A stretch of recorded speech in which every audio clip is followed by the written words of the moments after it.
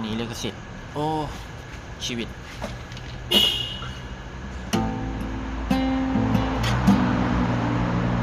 ยืนซึมเศร้ากลางฝนที่มันพลำพงลงใจอ้าย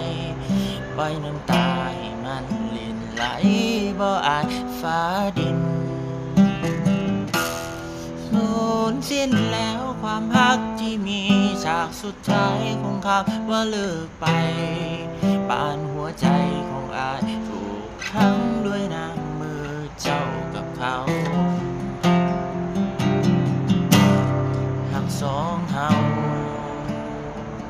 ถึงเอาสารเก็บกูบ่ทันได้รางวัลตอบแทนเป็นน้ำตา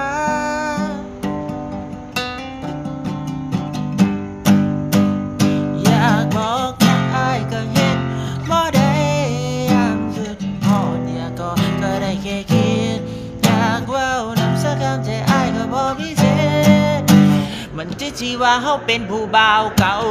อยากหอมแก้มก็ได้แค่แนมตัวสายตาน้ำมันไหลเข้าตาย้อนว่าถ้าหนาวบ่คือเก่าอายนั้นให้เป็นทุกข์ตัวลองเป็นสุขคือกันกับเขา